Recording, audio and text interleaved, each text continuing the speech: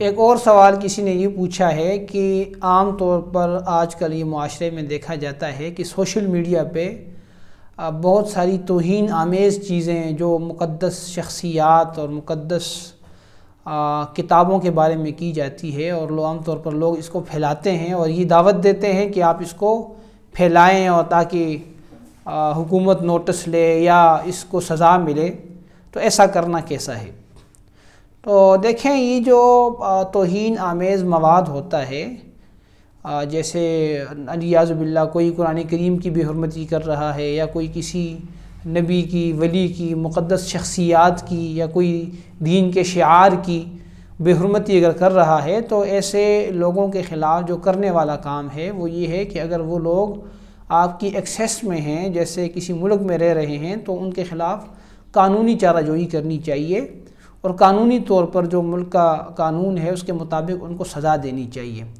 جہاں تک بات ہے اس قسم کے مواد کو شیئر کرنے کی،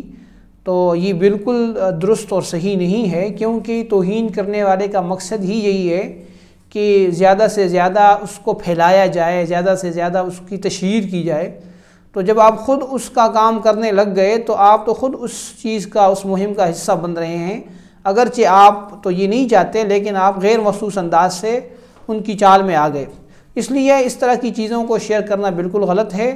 اس سے جب کوئی بھی آدمی اس توہین کو دیکھے گا، اس چیز کو دیکھے گا، تو اس کے ذہن میں جو ہے غلط خیالات پیدا ہونا شروع ہو جائیں گے، اور ایک طرح کی اس قرآن کریم کی اگر کوئی بے حرمتی ہے، یا کسی نبی اور ولی کی بے حرمتی ہے، یا کسی دینی شعار کی بے حرمتی ہے، تو اس کے بارے میں بھی جو ہے اس کے دل کے اندر جو وہ تقدس ہے اس کے اوپر اثر ہوگا۔ اس لیے اس قسم کا مواد بالکل بھی شیئر نہ کیا جائے۔ اور عام طور پر یہ بھی دیکھا جاتا ہے کہ بہت ساری فیک چیزیں بھی سوشل میڈیا پہ ہوتی ہیں، بعض لوگوں کے بارے میں، بعض شخصیات کے بارے میں، اور بعض اوقات ایسے بندے کو کوئی بہت زیادہ نقصان بھی ہو جاتا ہے، لوگ اس کو تنقید کا نشانہ بھی بنا دیتے ہیں۔ تو یہ ساری چیزیں ہمیں دیکھنی چاہیے، جہاں اس میں ایک طرف توہین کو پھیلانے کا ہم سبب بن رہے ہیں، اسی طرح ممکن ہے کہ جس شخص کے خلاف ہم یہ مہم چلا رہے ہیں اس کے خلاف بھی ہم اس غلط کمپین کا حصہ بن رہے ہوں۔ تو یہ ساری چیزیں بڑی حساس ہیں، اور اس میں بڑی احتیاط کے ساتھ ہمیں جو ہے اقدامات کرنے چاہیے۔ پہلے تو ان چیزوں کو پھیلانا نہیں چاہیے، پھر باقی دوسری نمبر پر اگر کسی شخص کے خلاف وہ یعنی وہ اس کے اوپر الزام ہے کہ اس نے یہ کام کیا ہے، تو اس کی بھی تحقیق کرنی چاہیے۔ اگر آپ